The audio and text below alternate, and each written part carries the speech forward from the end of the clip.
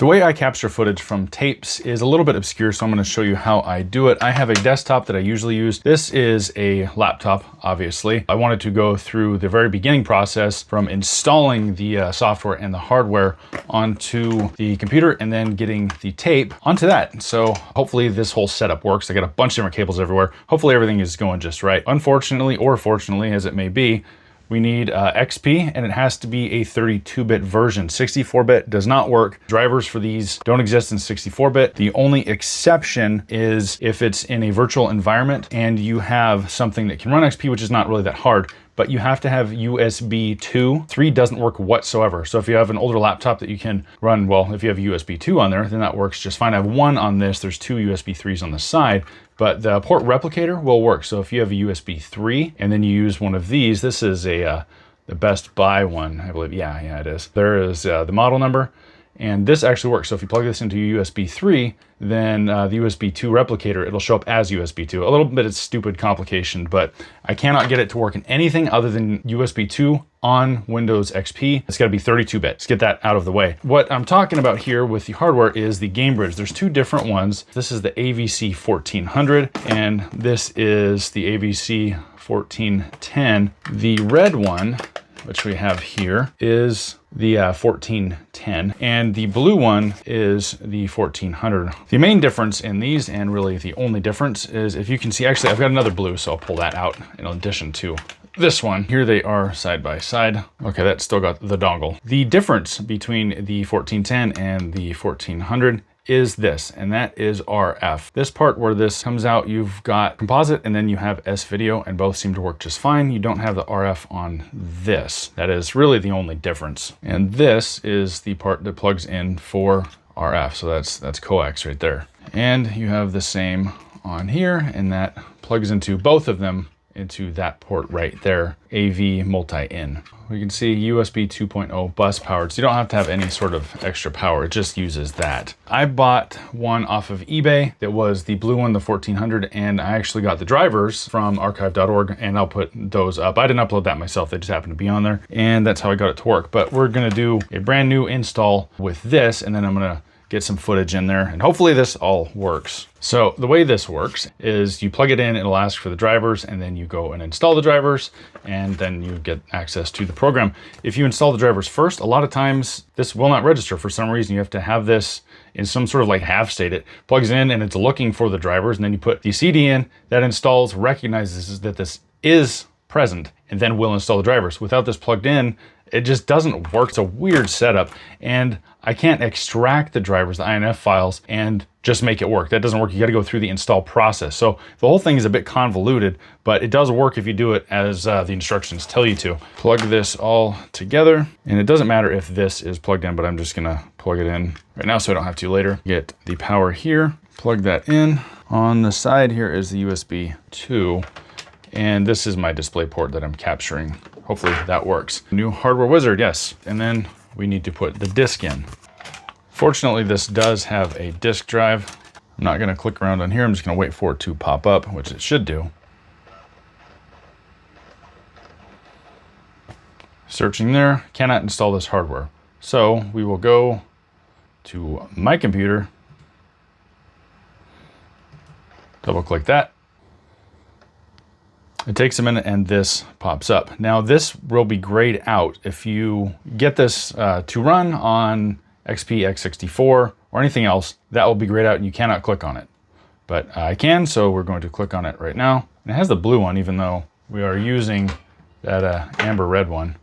Please verify it's unplugged. Let's see, it does nothing. Let's unplug it.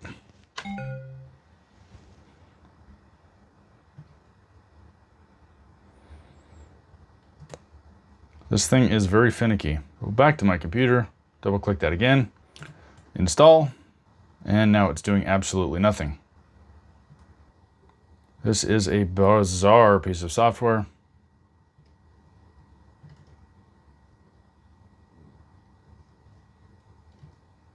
See, click that, it does nothing. Still, let's plug this back in.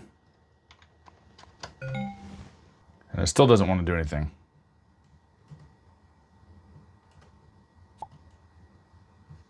Found new hardware.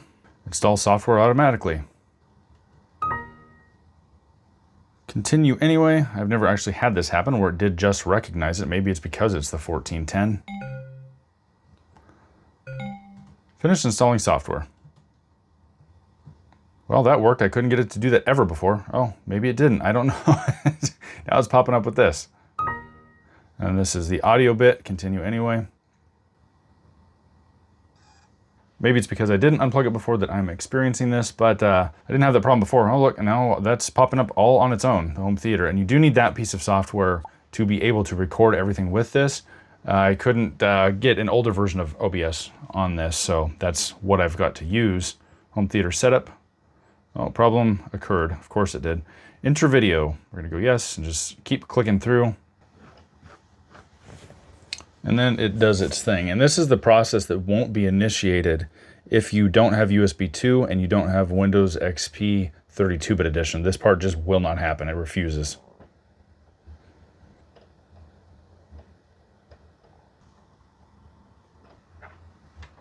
Video file, autoplay video files. I don't know if we need that or not, but it's already selected, so we'll click next. Yes, I want to restart my computer. I guess let's do that.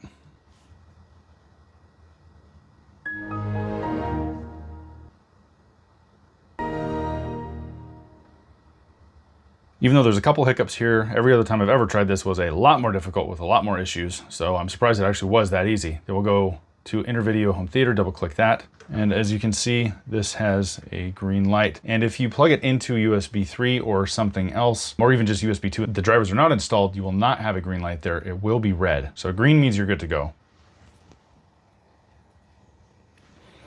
TV, that would be for the RF, which I'm not going to put on there because I don't have anything to put into that. I've got an old VCR, but I'm not hooking that up right now. These are the videos you've already recorded that will be displayed. There's nothing on there right now. So we'll go to GameBridge, click that. It does take a minute to load. Video capture device. See, now it's not even showing up. Input source, we've got nothing. Click finish and nothing happens. We are experiencing technical difficulties. It's not wanting to work at all. Fantastic. Control Alt Delete. Let's end that task. Now, come on. Let's just keep that open, just in case. Go to System, Hardware, and Device Manager. The modem, well, I never installed that. That's something else. I don't need that driver. This thing is not going online. Let's unplug that and see what happens. I believe it's in sound, video, and game controllers. Plug it back in.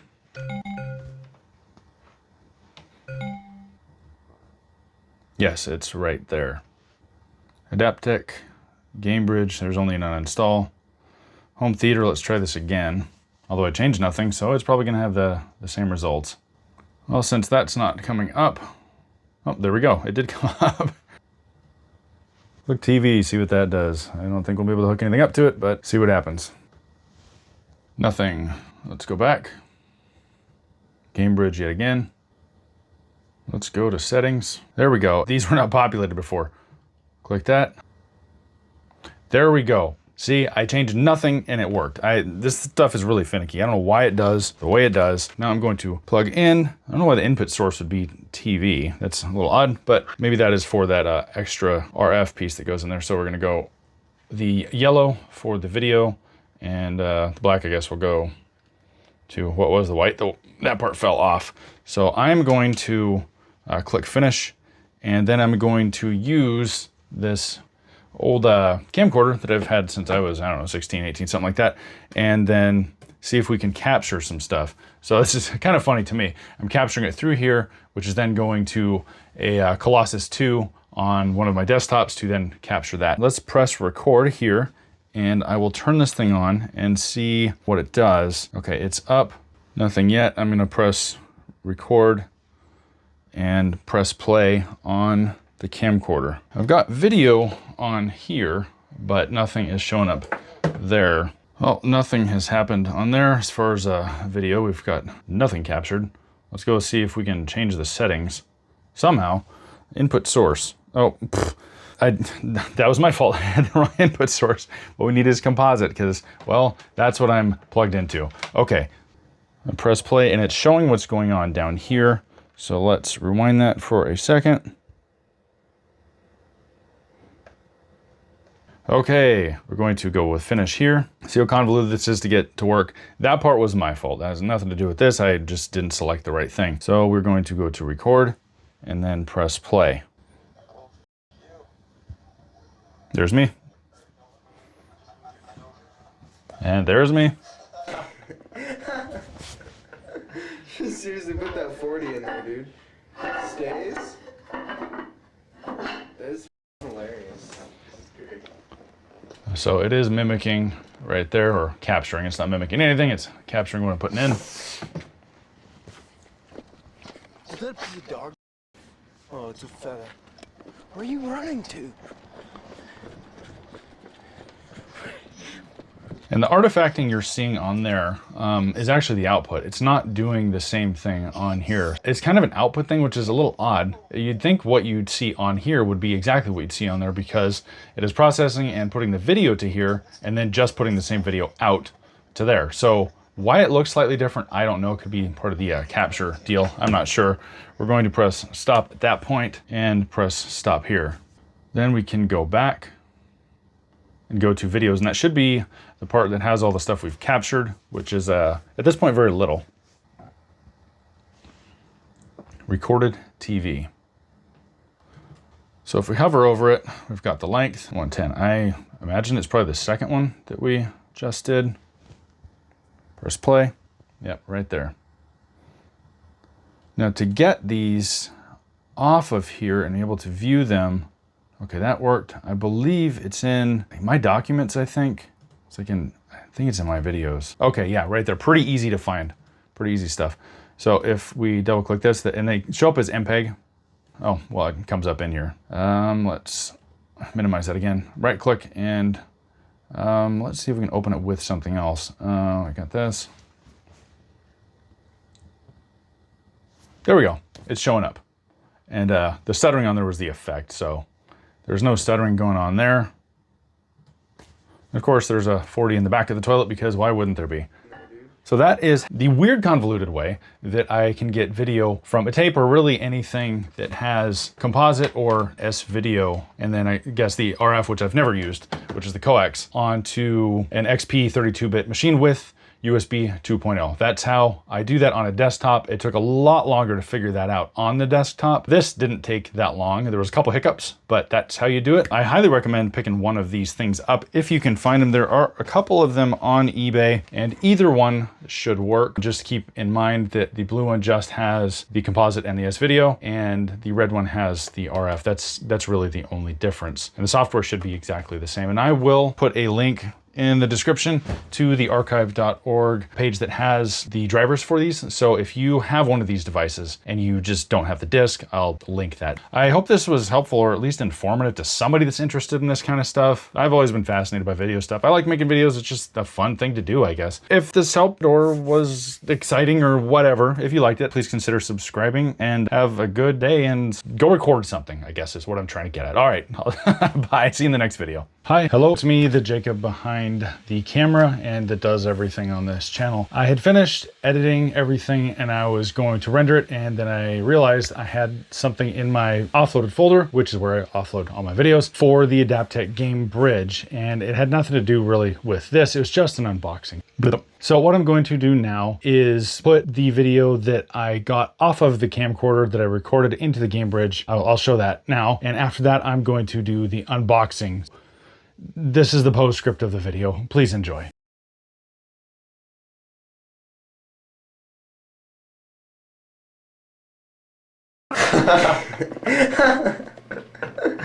Seriously, put that 40 in there, dude. Stays? That is hilarious. This is great.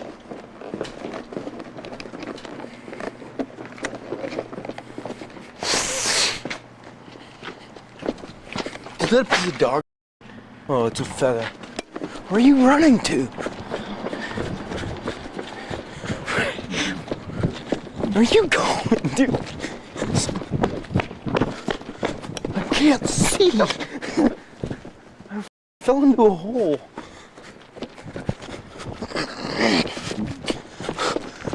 Dude, it's freezing out here. Okay, I'm gonna puke.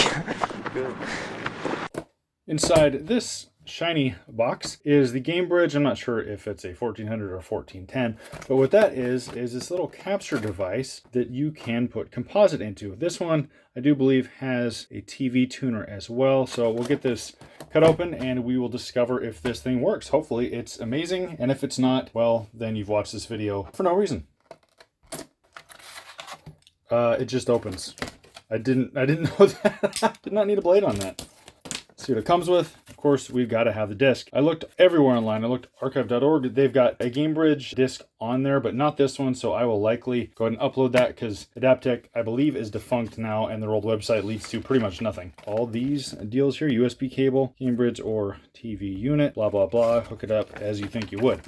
What do we have in the box? We've got the main unit here. There are red and blue variants. I'm not sure if that makes any difference. This is obviously the red. Now this is the power and it goes to your computer and carries this signal. This right here inputs the composite and then I believe that's the TV tuner. It's got a remote of all things. This is the TV tuner part. I believe that's an F-type, I think they call it. And right there is where you plug into it. This is terribly exciting stuff. Snaps right in there. Probably won't be using that very much though. Not sure if that does channel 3, channel 4, whatnot. Maybe we'll find out. There we have it. We've got composite and an S-video. And that end plugs into right there. Oh, it doesn't really click in. It just kind of slides in and fits. Mini USB. And that plugs into your computer. I think it's kind of cool, kind of funny that there's a carrying case, as if you would carry this to somebody else's house and install it on their computer. That is extra velvety. That's some Elvis poster stuff. Does everything fit in there? If it's still tied up, it probably does. Otherwise, you're going to have to really jam everything in there, and I would not try to fit the CD in there because it will not fit.